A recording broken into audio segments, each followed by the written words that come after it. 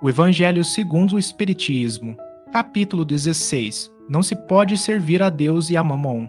Temas abordados: salvação dos ricos, preservar-se da avareza, Jesus em casa de Zaqueu, parábola do mal rico, parábola dos talentos, utilidade providencial da riqueza, provas da riqueza e da miséria, desigualdade das riquezas, instruções dos espíritos, a verdadeira propriedade, instruções dos espíritos, emprego da riqueza, instruções dos espíritos, desprendimento dos bens terrenos, instruções dos espíritos, transmissão da riqueza, salvação dos ricos. Ninguém pode servir a dois senhores, porque o odiará um e amará a outro, ou se prenderá um e desprezará o outro. Não podeis servir simultaneamente a Deus e a Mamon. Lucas, capítulo 16, versículo 13. 2. Então, aproximou-se dele um mancebo e disse: Bom mestre, que bem devo fazer para adquirir a vida eterna? Respondeu-lhe Jesus: Por que me chamas bom? Bom, só Deus o é. Se queres entrar na vida, guarda os mandamentos. Que mandamentos? Retrucou o mancebo.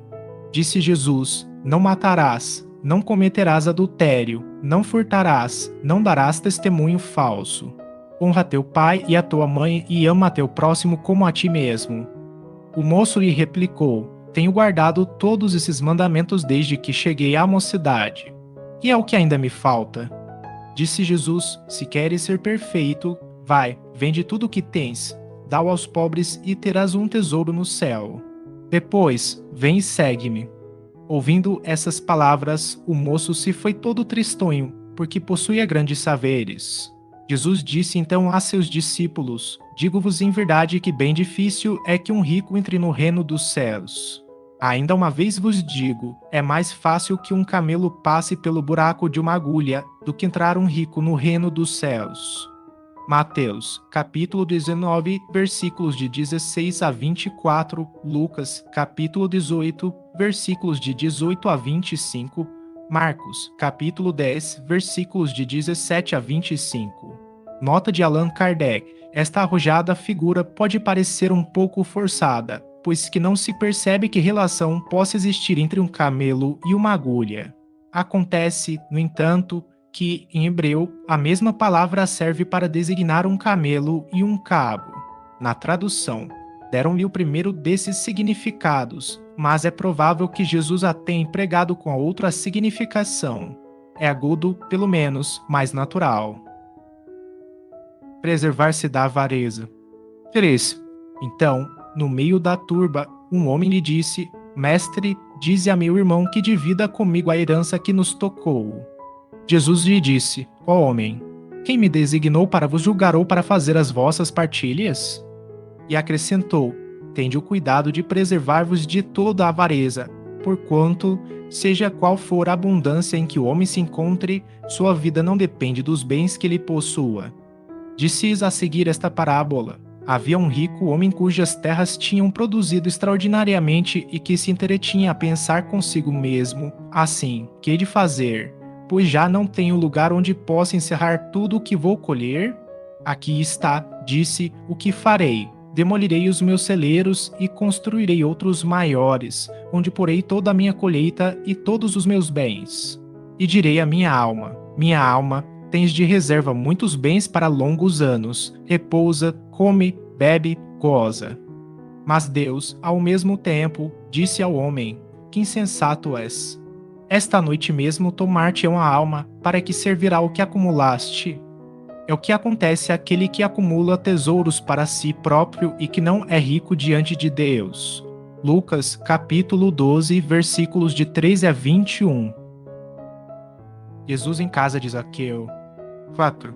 Tendo Jesus entrado em Jericó, passava pela cidade e havia ali um homem chamado Zaqueu, chefe dos publicanos e muito rico, o qual, desejoso de ver a Jesus, para conhecê-lo, não conseguia devido à multidão, por ser ele de estatura muito baixa. Por isso, correu à frente da turba e subiu a um sicômoro, para o ver porquanto ele tinha de passar por ali. Chegando a esse lugar, Jesus dirigiu para o alto o olhar e, vendo-o, disse: Zaqueu, dá-te pressa em descer, porquanto preciso que me hospedes hoje em tua casa. Zaqueu desceu imediatamente e o recebeu jubiloso. Vendo isso, todos murmuravam, a dizer, ele foi hospedar-se em casa de um homem de má vida. Veja-se, introdução, artigo publicanos. Entretanto, Zaqueu, pondo-se diante do Senhor, disse, Senhor, dou a metade dos meus bens aos pobres e, se causei dano a alguém, seja no que for, indenizo com 4 tantos. Ao que Jesus lhe disse, esta casa recebeu hoje a salvação, porque também este é filho de Abraão, visto que o Filho do Homem veio para procurar e salvar o que estava perdido. Lucas, capítulo 19, versículos de 1 a 10. Parábola do mal rico. 5. Havia um homem rico que vestia púrpura e linho e se tratava magnificamente todos os dias. Havia também um pobre chamado Lázaro, deitado à sua porta, todo coberto de úlceras, que muito estimaria poder mitigar a fome com as migalhas que caíam da mesa do rico, mas ninguém lhe as dava, e os cães lhe vinham lamber as chagas. Ora, aconteceu que esse pobre morreu e foi levado pelos anjos para o seio de Abraão. O rico também morreu e teve por sepulcro o inferno. Quando se achava nos tormentos, levantou os olhos e viu de longe Abraão e Lázaro em seu seio e, exclamando, disse estas palavras: Pai Abraão, tem piedade de mim e manda-me Lázaro, a fim de que molhe a ponta do dedo na água para me refrescar a língua, pois sofro horrível tormento nestas chamas.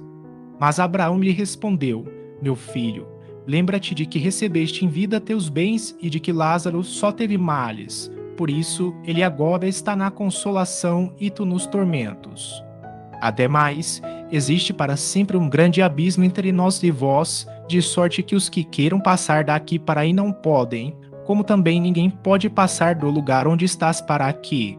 Disse o rico: Eu então te suplico, pai Abraão, que o mandes à casa de meu pai, onde tenho 5 irmãos, a dar-lhes testemunho destas coisas, a fim de que não venham também eles para este lugar de tormento. Abraão me retrucou: Eles têm Moisés e os profetas, que os escutem.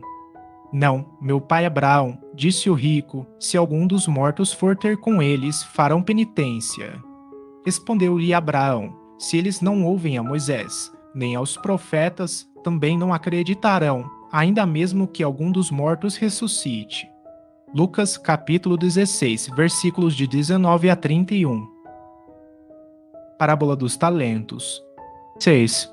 O Senhor age como um homem que, tendo de fazer longa viagem fora do seu país, chamou seus servidores e lhes entregou seus bens.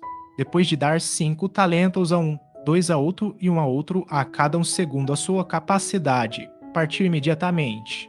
Então, o que recebeu 5 talentos foi-se, negociou com aquele dinheiro e ganhou 5 outros.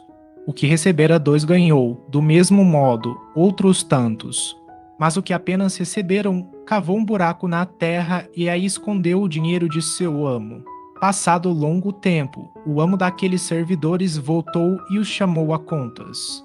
Veio o que recebera 5 talentos e apresentou outros 5, dizendo: Senhor, entregaste-me 5 talentos. Aqui estão, além desses, mais 5 que ganhei. Respondeu-lhe o amo: Servidor bom e fiel, pois que foste fiel em pouca coisa, confiar-te em muitas outras, compartilha da alegria do teu senhor. Que recebera 2 talentos, apresentou-se a seu turno e lhe disse: Senhor, entregaste-me 2 talentos. Aqui estão, além desses, 2 outros que ganhei. O amo lhe respondeu: Bom e fiel servidor, pois que foste fiel em pouca coisa, confiar-te em muitas outras, compartilha da alegria do teu senhor. Veio em seguida o que recebeu apenas 1 talento e disse: Senhor, sei que és homem severo, que ceifas onde não semeaste e colhes de onde nada puseste. Por isso, como te temia, escondi o teu talento na terra. Aqui o tens. Restitui o que te pertence. O homem, porém, lhe respondeu: Servidor mau e preguiçoso, se sabias que ceifo onde não semeei e que colho onde nada pus, devias pôr o meu dinheiro nas mãos dos banqueiros, a fim de que, regressando, eu retirasse com juros o que me pertence. Tire-lhe, pois, o talento que está com ele e dê-no ao que tem 10 talentos. Porquanto, dar-se-á a todos os que já têm, e esses ficarão acumulados de bens. Quanto àquele que nada tem, tirar-se-á mesmo o que pareça ter, e seja esse servidor inútil lançado nas trevas exteriores, onde haverá prantos e ranger de dentes. Mateus, capítulo 25, versículos de 14 a 30. Utilidade providencial da riqueza, provas da riqueza e da miséria. 7.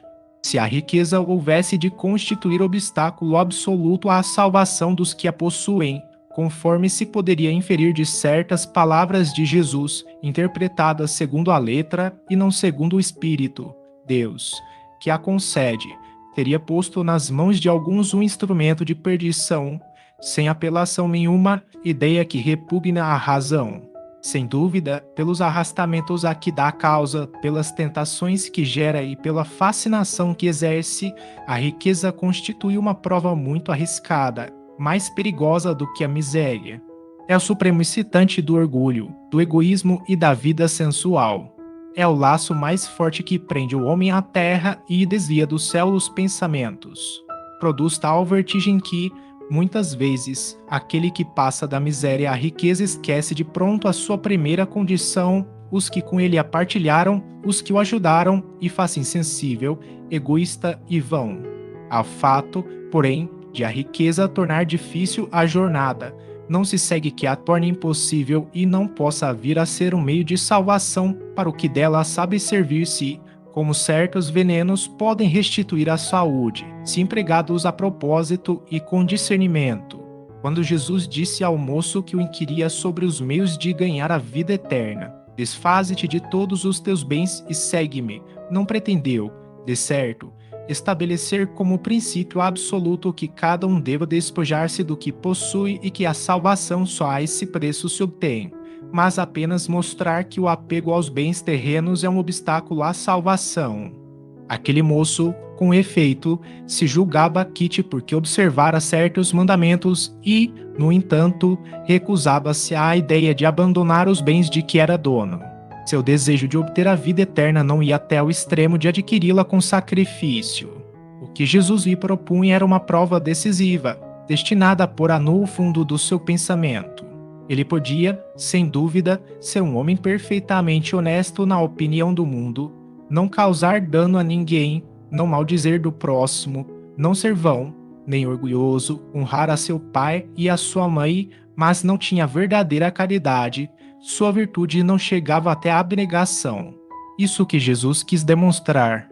Fazia uma aplicação do princípio, fora da caridade não a salvação. A consequência dessas palavras, em sua acepção rigorosa, seria a abolição da riqueza por prejudicial à felicidade futura e como causa de uma imensidade de males na terra, seria, ademais, a condenação do trabalho que a pode granjear, consequência absurda que reconduziria o homem à vida selvagem e que, por isso mesmo, estaria em contradição com a lei do progresso, que é a lei de Deus. Se a riqueza é causa de muitos males, se exacerba tanto as más paixões, se provoca mesmo tantos crimes, não é a ela que devemos inculpar, mas ao homem que dela abusa, como de todos os dons de Deus. Pelo abuso, ele torna pernicioso o que poderia ser de maior utilidade. É a consequência do estado de inferioridade do mundo terrestre. Se a riqueza somente males houvesse de produzir, Deus não a teria posto na terra. Compete ao homem fazê-la produzir o bem. Se não é um elemento direto de progresso moral, ergo, sem contestação, poderoso elemento de progresso intelectual. Com efeito, o homem tem por missão trabalhar pela melhoria material do planeta. Cabia desobstruí-lo, saneá-lo, dispô-lo para receber um dia toda a população que a sua extensão comporta.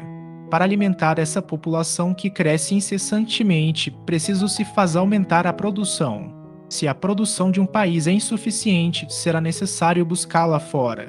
Por isso mesmo, as relações entre os povos constituem uma necessidade. A fim de mais as facilitar, cumpre sejam destruídos os obstáculos materiais que os separam e tornadas mais rápidas as comunicações. Para trabalhos que são obra dos séculos, teve o homem de extrair os materiais até das entranhas da terra, procurou na ciência os meios de os executar com maior segurança e rapidez. Mas para os levar a efeito, precisa de recursos, a necessidade fê-lo criar a riqueza, como fez descobrir a ciência. A atividade que esses mesmos trabalhos impõem e amplia e desenvolve a inteligência, e essa inteligência que lhe concentra, primeiro, a satisfação das necessidades materiais, o ajudará mais tarde a compreender as grandes verdades morais. Sendo a riqueza o meio primordial de execução, sem ela não mais grandes trabalhos, nem atividade, nem estimulante, nem pesquisas. Com razão, pois, é a riqueza considerada elemento de progresso. Desigualdade das riquezas. A desigualdade das riquezas é um dos problemas que inutilmente se procurará resolver, desde que se considere apenas a vida atual. A primeira questão que se apresenta é esta: porque não são igualmente ricos todos os homens? Não são por uma razão muito simples, por não serem igualmente inteligentes, ativos e laboriosos para adquirir, nem sóbrios e previdentes para conservar. É Budo, aliás, ponto matematicamente demonstrado que a riqueza, repartida com igualdade, a cada um daria uma parcela mínima e insuficiente que, supondo efetuada essa repartição, o equilíbrio em pouco tempo estaria desfeito, pela diversidade dos caracteres e das aptidões, que, supondo-a possível e durável, tendo cada um somente com que viver, o resultado seria o aniquilamento de todos os grandes trabalhos que concorrem para o progresso e para o bem-estar da humanidade, que, admitido desse ela cada um necessário, já não haveria o aguilhão que impele os homens às grandes descobertas e aos empreendimentos úteis. Se Deus a concentra em certos pontos, é para que daí se expanda em quantidade suficiente, de acordo com as necessidades. Admitido isso, pergunta-se por que Deus a concede a pessoas incapazes de fazê-la frutificar para o bem de todos. Ainda aí está uma prova da sabedoria e da bondade de Deus. Dando-lhe o livre-arbítrio, quis-lhe que o homem chegasse, por experiência própria, a distinguir o bem do mal e que a prática do primeiro resultasse de seus esforços e da sua vontade. Não deve o homem ser conduzido fatalmente ao bem, nem ao mal, sem o que não mais fora senão instrumento passivo e irresponsável como os animais. A riqueza é um meio de o experimentar moralmente, mas como, ao mesmo tempo, é poderoso meio de ação para o progresso, não quer Deus que ela permaneça longo tempo improdutiva, pelo que incessantemente a desloca. Cada um tem de possuí-la para se exercitar em utilizá-la e demonstrar que uso sabe fazer dela, sendo, no entanto, materialmente impossível que todos a possuam ao mesmo tempo, e acontecendo, além disso, que, se todos a possuíssem, ninguém trabalharia, com o que o melhoramento do planeta ficaria comprometido. Cada uma possui por sua vez. Assim, um que não a tem hoje, já a teve ou terá noutra existência. Outro, que agora tem, talvez não a tenha amanhã. Há ricos e pobres, porque sendo Deus justo, como é, a cada um prescreve trabalhar a seu turno. A pobreza é, para os que a sofrem, a prova da paciência e da resignação. A riqueza é, para os outros, a prova da caridade e da abnegação. Deploram-se, com razão, o péssimo uso que alguns fazem das suas riquezas, as ignóbeis paixões que a cobiça provoca, e pergunta-se: Deus será justo, dando-as a tais criaturas? É exato que, se o homem só tivesse uma única existência, nada justificaria semelhante repartição dos bens da terra. Se, entretanto, não tivermos em vista apenas a vida atual e, ao contrário, considerarmos o conjunto das existências, veremos que tudo se equilibra com justiça. Carece, pois, o pobre de motivo assim para acusar a providência, como para invejar os ricos, e estes para se glorificarem do que possuem. Se abusam, não será com decretos ou leis suntuárias que se remediará ao mal. As leis podem, de momento, mudar o exterior, mas não logram mudar o coração.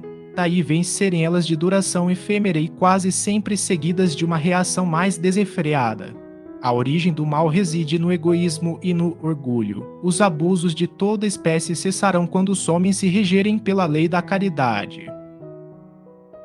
Instruções dos espíritos, a verdadeira propriedade. 9. O homem só possui em plena propriedade aquilo que é dado levar deste mundo. Do que encontra ao chegar e deixa ao partir goza-lhe enquanto aqui permanece. Forçado, porém, que a abandonar tudo isso, não tem das suas riquezas a posse real, mas, simplesmente, o usufruto. Que é então o que ele possui? Nada do que é de uso do corpo, tudo o que é de uso da alma, a inteligência, os conhecimentos, as qualidades morais. Isso o que lhe traz e leva consigo, o que ninguém lhe pode arrebatar, o que lhe será de muito mais utilidade no outro mundo do que neste. Depende dele ser mais rico ao partir do que ao chegar, visto como, do que tiver adquirido em bem, resultará a sua posição futura. Quando alguém vai a um país distante, constitui a sua bagagem de objetos utilizáveis nesse país, não se preocupa com os que ali lhe seriam inúteis. Procedei do mesmo modo com relação à vida futura, aprovisionai-vos de tudo de que lá vos possais servir.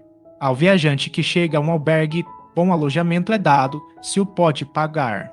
A outro, de parcos recursos, toca um menos agradável. Quanto ao que nada tenha de seu, vai dormir numa enxerga. O mesmo sucede ao homem à sua chegada no mundo dos espíritos. Depende dos seus haveres o lugar para onde vá. Não será, todavia, com o seu ouro que lhe o pagará. Ninguém lhe perguntará, quanto tinhas na terra? Que posição ocupavas? Eras príncipe ou operário? Perguntar-lhe-ão, que trazes contigo? Não se lhe avaliarão os bens, nem os títulos, mas a soma das virtudes que possua. Ora, sob esse aspecto, pode o operário ser mais rico do que o príncipe. Em vão alegará que antes de partir da terra pagou a peso de ouro a sua entrada no outro mundo. Responder-lhe-ão, os lugares aqui não se compram, conquistam-se por meio da prática do bem.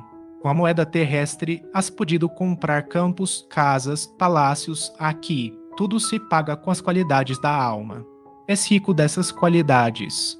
Sê bem-vindo e vai para um dos lugares da primeira categoria onde te esperam todas as venturas. És pobre delas. Vai para um dos da última, onde serás tratado de acordo com os teus haveres. Pascal. Genebra, 1860. Os bens da terra pertencem a Deus, que os distribui a seu grado, não sendo o homem senão usufrutuário, o administrador mais ou menos íntegro e inteligente desses bens. Tanto eles não constituem propriedade individual do homem, que Deus frequentemente anula todas as previsões e a riqueza foge àquele que se julga com os melhores títulos para possuí-la. Direis, porventura, que isso se compreende no tocante aos bens hereditários, porém, não relativamente aos que são adquiridos pelo trabalho. Sem dúvida alguma, se há riquezas legítimas, são estas últimas, quando honestamente conseguidas, porquanto uma propriedade só é legitimamente adquirida quando, da sua aquisição, não resulta dano para ninguém. Contas serão pedidas até mesmo de um único cetil mal ganho, isto é, com prejuízo de outrem. Fato, porém, de um homem dever a si próprio a riqueza que possua, seguir-se-á que, ao morrer, alguma vantagem lhe advenha desse fato, não são a miúde inúteis as precauções que ele toma para transmiti-la a seus descendentes. De certo, porquanto, se Deus não quiser que ela lhes vá ter as mãos, nada prevalecerá contra a sua vontade. Poderá o homem usar e abusar de seus haveres durante a vida, sem ter de prestar contas? Não. Permitindo-lhe que adquirisse, é possível haja Deus tido em vista recompensar e, no curso da existência atual, os esforços, a coragem, a perseverança. Se, porém, ele somente os utilizou na satisfação dos seus sentidos ou do seu orgulho, se tais saberes se lhe tornaram causa de falência, melhor fora não os ter possuído, visto que perde de um lado o que ganhou do outro, anulando o mérito de seu trabalho. Quando deixar a terra, Deus lhe dirá que já recebeu a sua recompensa. Espírito Protetor. Bruxelas, 1861. Instruções dos Espíritos. Emprego da riqueza. 11. Não podeis servir a Deus e a Mamon. Guardai bem isso em lembrança, vós, a quem o amor do ouro domina, vós que venderíeis a alma para possuir tesouros, porque eles permitem vos eleveis acima dos outros homens e vos proporcionam os gozos das paixões. Não, não podeis servir a Deus e a Mamon. Se, pois, sentis vossa alma dominada pelas cobiças da carne, dai-vos pressa em alijar o jugo que vos oprime, porquanto Deus, justo e severo, vos dirá que fizeste, econômico infiel, dos bens que te confiei. Esse poderoso móvel de boas obras exclusivamente o empregaste na tua satisfação pessoal. Qual, então, o melhor emprego que se pode dar à riqueza? Procurai nestas palavras, amai-vos uns aos outros, a solução do problema. Elas guardam o segredo do bom emprego das riquezas. Aquele que se acha animado do amor do próximo tem aí toda traçada a sua linha de proceder. Na caridade está, para as riquezas, o emprego que mais apraz a Deus. Não nos referimos, é claro, a essa caridade fria e egoísta que consiste em a criatura espalhar ao seu derredor o supérfluo de uma existência dourada. Referimos-nos à caridade plena de amor que procura a desgraça e a ergue sem a humilhar.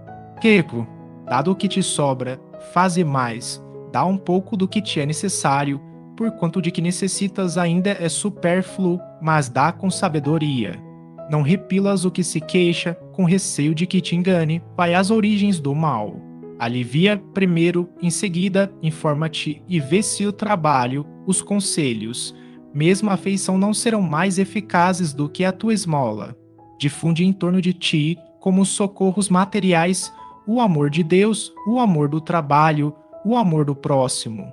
Coloca as tuas riquezas sobre uma base que nunca lhes faltará e que te trará grandes lucros, a das boas obras. A riqueza da inteligência deves utilizá-la como a do ouro. Derrama em torno de ti os tesouros da instrução, derrama sobre teus irmãos os tesouros do teu amor e eles frutificarão. Cheverus, Bordeaux, 1861. 12.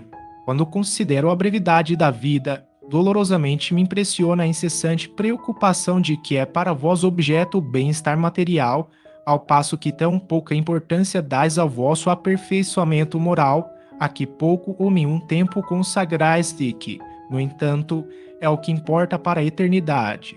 Dir-se-ia, diante da atividade que desenvolveis, tratar-se de uma questão do mais alto interesse para a humanidade, quando não se trata, na maioria dos casos, senão de vos pordes em condições de satisfazer a necessidades exageradas, a vaidade ou de vos entregardes a excessos. Que de penas, de amofinações, de tormentos cada um se impõe, que de noites de insônia, para aumentar haveres muitas vezes mais que suficientes. Por cúmulo de cegueira, frequentemente se encontram pessoas escravizadas a penosos trabalhos, pelo amor imoderado da riqueza e dos gozos que ela proporciona, a se vangloriarem de viver uma existência dita de sacrifício e de mérito, como se trabalhassem para os outros e não para si mesmas. Insensatos. Credes, então, realmente, que vos serão levados em conta os cuidados e os esforços que despendeis movidos pelo egoísmo, pela cupidez ou pelo orgulho, enquanto negligenciais do vosso futuro, bem como dos deveres que a solidariedade fraterna impõe a todos os que gozam das vantagens da vida social. Unicamente no vosso corpo haveis pensado, seu bem-estar, seus prazeres foram objeto exclusivo da vossa solicitude egoística.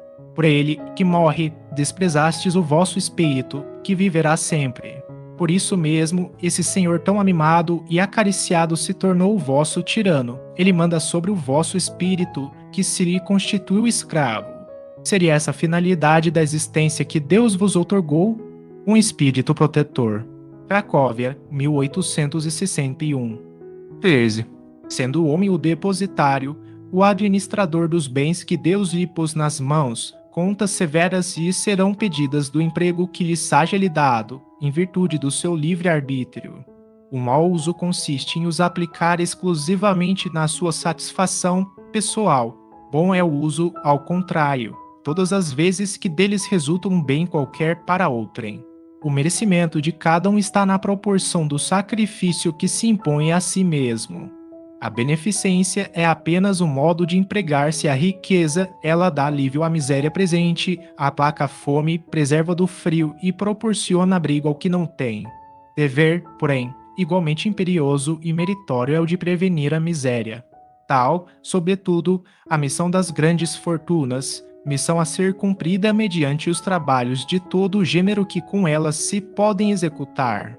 Nem, pelo fato de tirarem desses trabalhos legítimo proveitos que assim as empregam, deixaria de existir o bem resultante delas, porquanto o trabalho desenvolve a inteligência e exalça a dignidade do homem, facultando-lhe dizer, altivo, que ganha o pão que come, enquanto a esmola humilha e degrada.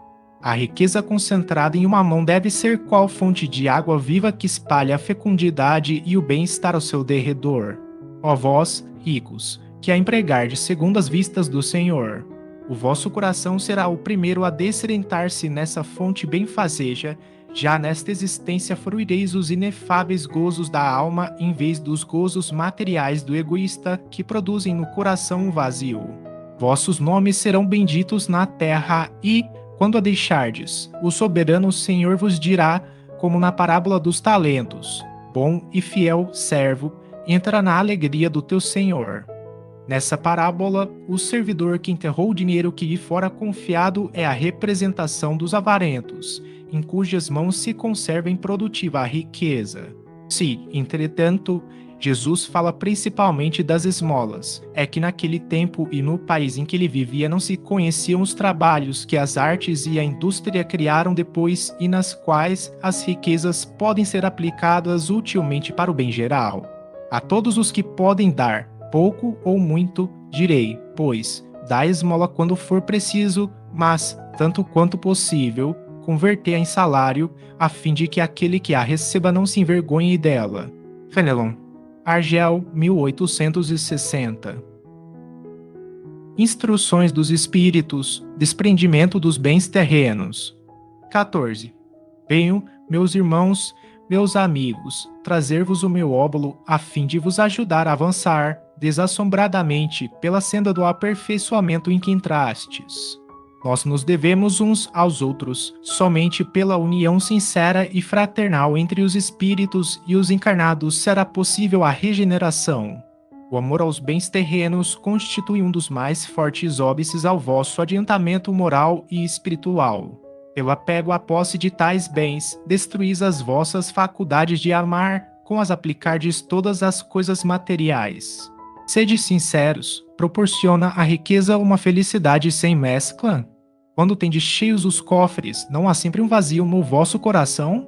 No fundo dessa cesta de flores não há sempre oculto um réptil?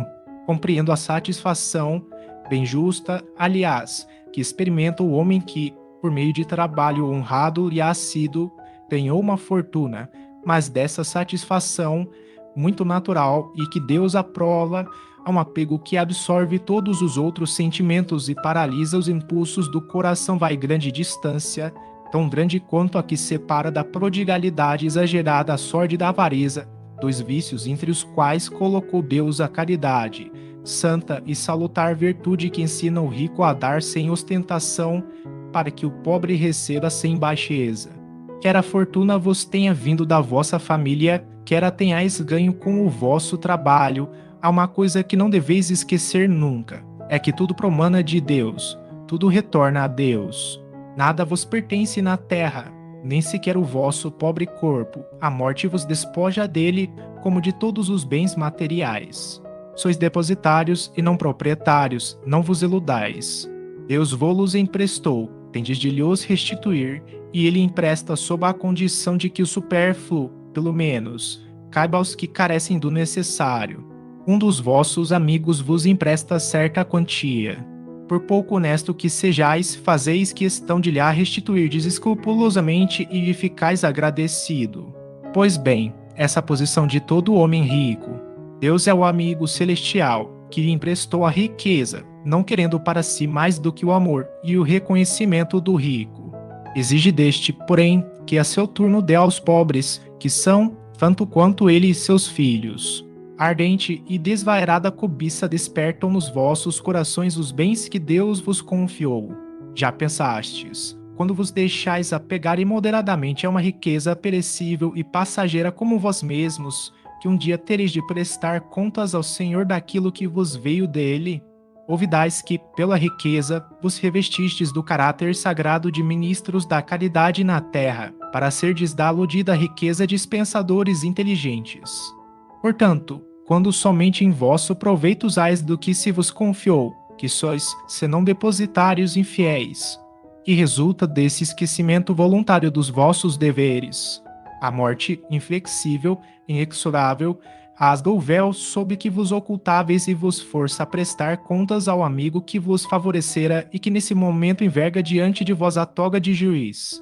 Em vão procurais na terra iludir-vos, colorindo com o nome de virtude o que as mais das vezes não passa de egoísmo. Em vão chamais economia e previdência ao que apenas é cupidez e avareza, ou generosidade ao que não é senão prodigalidade em proveito vosso. Um pai de família, por exemplo, se abstém de praticar a caridade, economizará, amontoará ouro, para, diz ele, deixar aos filhos a maior soma possível de bens e evitar que caiam na miséria. É muito justo e paternal, convenho, e ninguém pode censurar. Mas será sempre esse o único móvel a que ele obedece? Não será muitas vezes um compromisso com a sua consciência, para justificar aos seus próprios olhos e aos olhos do mundo seu apego pessoal aos bens terrenais? Admitamos, no entanto, seja o amor paternal o único móvel que o guie. Será isso um motivo para que esqueça seus irmãos perante Deus? Quando já ele tem o supérfluo, deixará na miséria os filhos, por lhes ficar um pouco menos desse supérfluo? Não será, antes, dar-lhes uma lição de egoísmo e endurecer-lhes os corações? Não será estilar neles o amor ao próximo? Pais e mães, laborais em grande erro, se credes que desse modo granjeais maior afeição dos vossos filhos. Ensinando-os a ser egoístas para com os outros, ensinais-lhes a sê-lo para com vós mesmos. Há um homem que muito haja trabalhado, e que com o suor de seu rosto acumulou bens. É comum ouvirdes dizer que, quando o dinheiro é ganho, melhor se lhe conhece o valor. Nada mais exato. Pois bem, pratique a caridade dentro das suas possibilidades. Esse homem que declara conhecer todo o valor do dinheiro, e maior será o seu merecimento do que o daquele que, nascido na abundância, ignora as rudes fadigas do trabalho. Mas também se esse homem, que se recorda dos seus penares, dos seus esforços, for egoísta, impiedoso para com os pobres, bem mais culpado se tornará do que o outro, pois, quanto melhor cada um conhece por si mesmo as dores ocultas da miséria, tanto mais propenso deve sentir-se em aliviá-las nos outros. Infelizmente, sempre há no homem que possui bens de fortuna um sentimento tão forte quanto o apego aos mesmos bens, é o orgulho. Não raro, vê-se-o a revista atordoar, com a narrativa de seus trabalhos e de suas habilidades, o desgraçado que lhe pede assistência, em vez de acudi-lo e acabar dizendo: faça o que eu fiz. Segundo o seu modo de ver, a bondade de Deus não entra por coisa alguma na obtenção da riqueza que conseguiu acumular. Pertence a ele exclusivamente o mérito de a possuir. O orgulho lhe põe sobre os olhos uma venda e lhe tapa os ouvidos. Apesar de toda a sua inteligência e de toda a sua aptidão, não compreende que, com uma só palavra, Deus o pode lançar por terra. Esbanjar a riqueza não é demonstrar desprendimento dos bens terrenos, é descaso e indiferença. Depositário desses bens, não tem o homem o direito de os dilapidar, como não tem o de os confiscar em seu proveito. Prodigalidade não é generosidade, é agudo, frequentemente, uma modalidade do egoísmo. Um que despenda mancheias o ouro de que disponha para satisfazer a uma fantasia, talvez não dê um centavo para prestar um serviço. O desapego aos bens terrenos consiste em apreciá-los no seu justo valor, em saber servir-se deles em benefício dos outros e não apenas em benefício próprio, em não sacrificar por eles os interesses da vida futura, em perdê-los sem murmurar, caso apraz a Deus retirá-los. Se, por efeito de imprevistos reveses, vos tornardes qual Jó, dizei, como ele, Senhor, tu moço havias dado e mos tiraste. Faça-se a tua vontade.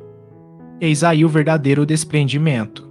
Sede, antes de tudo, submissos, confiai naquele que, tendo-vos dado e tirado, pode novamente restituir-vos o que vos tirou. Resisti animosos ao abatimento, ao desespero, que vos paralisam as forças. Quando Deus vos desferir um golpe, não esqueçais nunca que, ao lado da mais rude prova, coloca sempre uma consolação. Ponderai, sobretudo, que há bens infinitamente mais preciosos do que os da terra, e essa ideia vos ajudará a desprender-vos destes últimos. O pouco apreço que se liga a uma coisa faz que menos sensível seja a sua perda. O homem que se aferra aos bens terrenos é como a criança que somente vê o momento que passa. O que dele se desprende é como o adulto que vê as coisas mais importantes. Por compreender estas proféticas palavras do Salvador, o meu reino não é deste mundo. A ninguém ordena o Senhor que se despoje do que possua, condenando-se a uma voluntária mendicidade, porquanto que tal fizesse tornar-se em carga para a sociedade. Proceder assim fora compreender mal o desprendimento dos bens terrenos, fora egoísmo de outro gênero, porque seria o indivíduo eximir-se da responsabilidade que a riqueza faz pesar sobre aquele que a possui. Deus a concede a quem bem lhe parece, a fim de que administre em proveito de todos. O rico tem, pois, uma missão que lhe pode embelezar e tornar proveitosa a si mesmo. Rejeitar a riqueza, quando Deus a outorga, é renunciar aos benefícios do bem que se pode fazer, gerindo-a com critério, sabendo prescindir dela quando não a tem, sabendo empregá-la utilmente quando a possui, sabendo sacrificá-la quando necessário. Procede a criatura de acordo com os desígnios do Senhor. Diga, pois, àquele a cujas mãos vem o que no mundo se chama uma boa fortuna: meu Deus, tu me destinaste um novo encargo. Dá-me a força de desempenhá-lo segundo a tua santa vontade. Aí tendes, meus amigos, o que eu vos queria ensinar acerca do desprendimento dos bens terrenos. Resumirei o que expus, dizendo: sabei contentar-vos com pouco. Se sois pobres, não invejeis os ricos, porquanto a riqueza não é necessária à felicidade. Se sois ricos, não esqueçais que os bens de que dispondes apenas vos estão confiados e que tendes de justificar o emprego que lhes derdes, como se prestasseis contas de uma tutela. Não sejais depositário infiel, utilizando-os unicamente em satisfação do vosso orgulho e da vossa sensualidade. Não vos julgueis com o direito de dispor em vosso exclusivo proveito daquilo que recebestes, não por doação, mas simplesmente como empréstimo. Se não sabeis restituir, não tendes o direito de pedir, e lembrai-vos de que aquele que dá aos pobres salda a dívida que contraiu com Deus. Lacordaire. Constantina, 1863. Instruções dos Espíritos, transmissão da riqueza. Kenji. O princípio, segundo o qual ele é apenas depositário da fortuna de que Deus lhe permite gozar durante a vida, tira ao homem o direito de transmiti-la aos seus descendentes. O homem pode perfeitamente transmitir, por sua morte, aquilo de que gozou durante a vida, porque o efeito desse direito está subordinado sempre à vontade de Deus, que pode, quando quiser, impedir que aqueles descendentes gozem do que lhes foi transmitido. Não é outra razão porque desmoronam fortunas que parecem solidamente constituídas. Éblodo, pois, impotente a vontade do homem para conservar nas mãos da sua descendência a fortuna que possua. Isso, entretanto, não o priva do direito de transmitir o empréstimo que recebeu de Deus, uma vez que Deus pode retirá-lo quando julga oportuno. São Luís, Paris, 1860.